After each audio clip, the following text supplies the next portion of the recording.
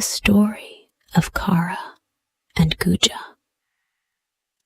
A long time ago, in a remote kingdom near a dense forest and a small village of poor peoples, there were two brothers named Kara and Guja. Guja, who was the elder, did the work at home, and Kara was ploughman.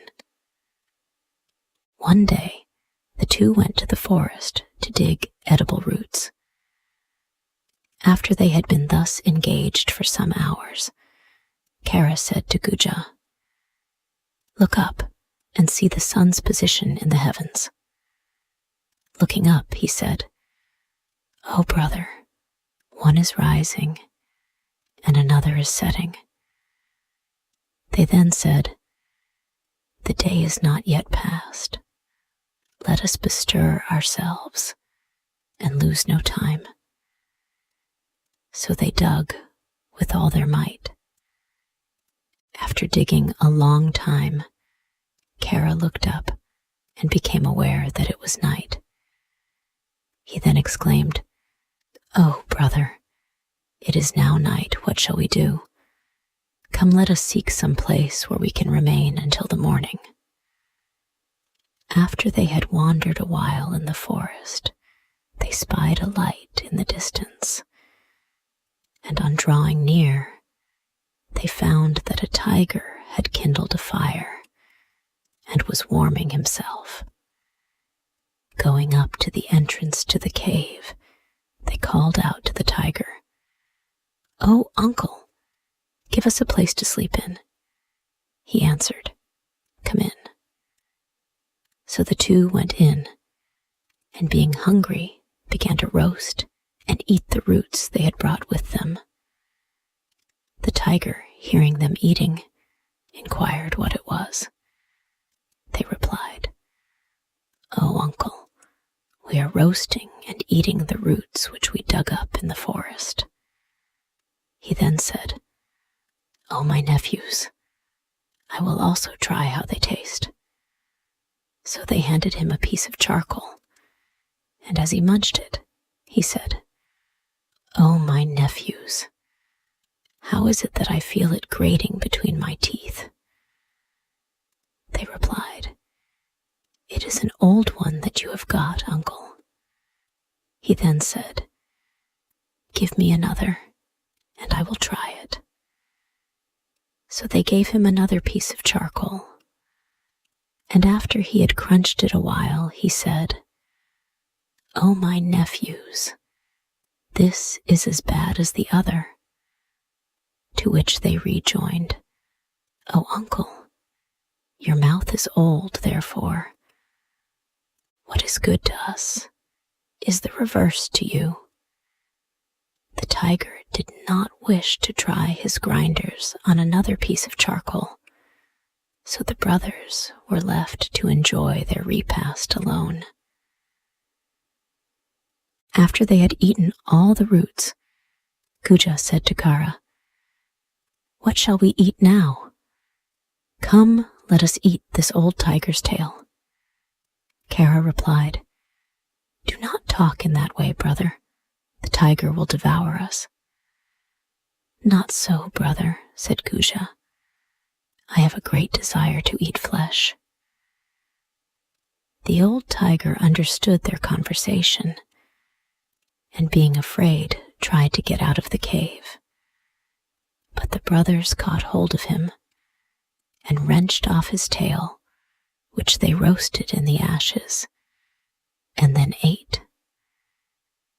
The tiger, after losing his tail, summoned a council of all the tigers inhabiting that part of the forest, at which they decided to kill and eat the two brothers. So they went to the cave, but Kara and Guja had fled and had taken refuge in a palm tree which grew on the edge of a large, deep tank.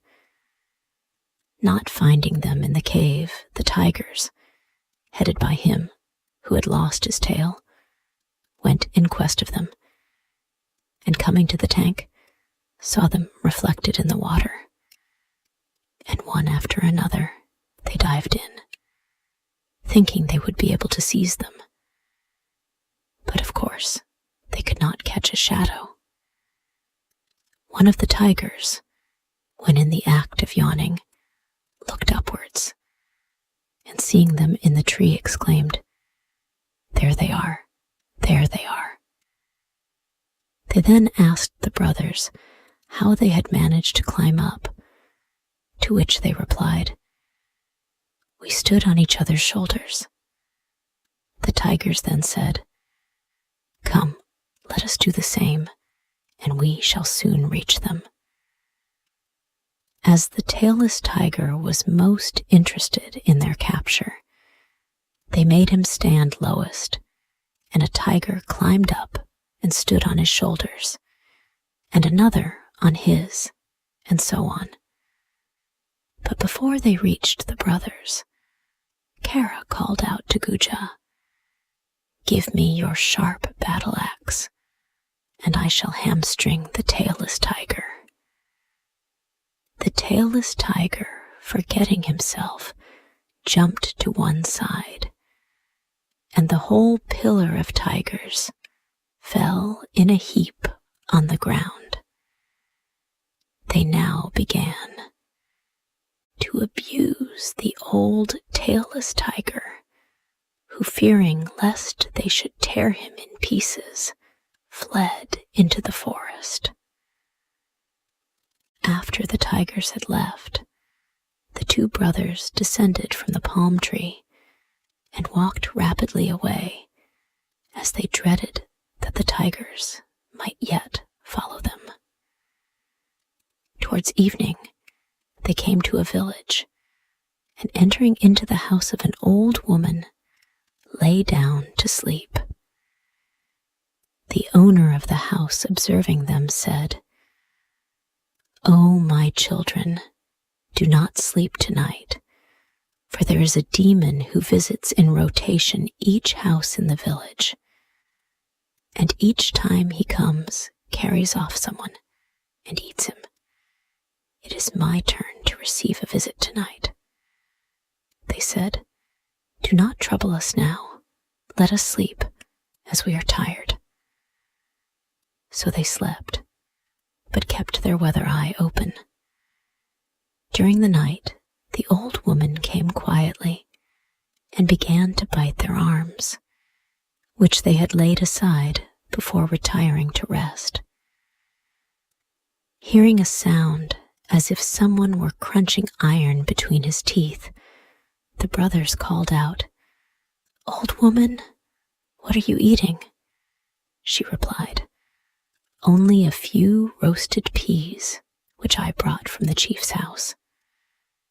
About midnight, the demon came, and as he was entering the house, Kara and Guja shot at him with their bows and arrows, and he fell down dead.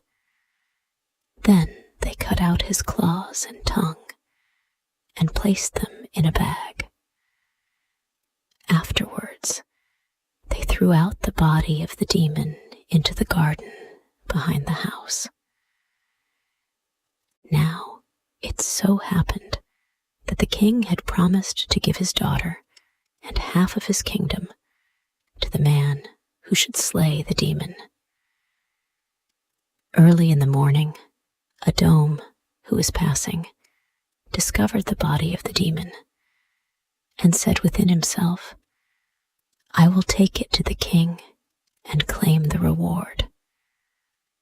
So, running home, he broke all the furniture in his house and beat his old woman, saying, "Get out of this. I am about to bring the king's daughter home as my bride."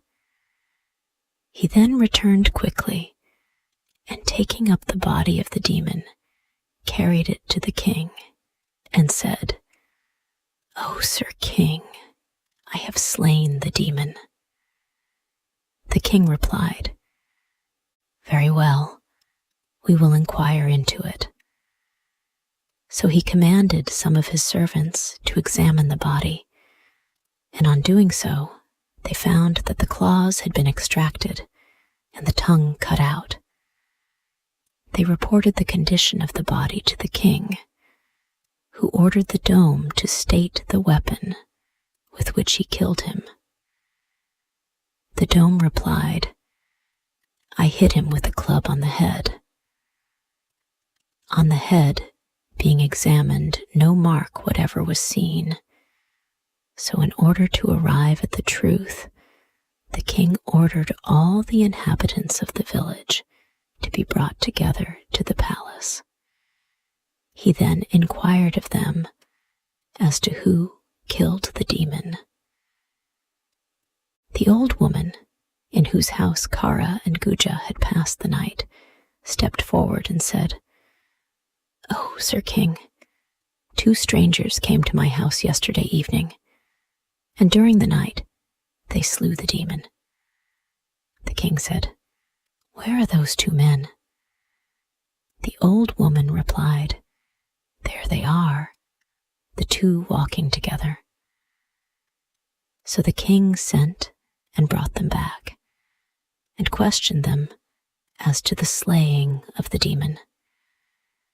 They pointed out the arrow marks on the body and produced his claws and tongue from their bag. This evidence convinced the king that they, and not the dome, had slain the demon.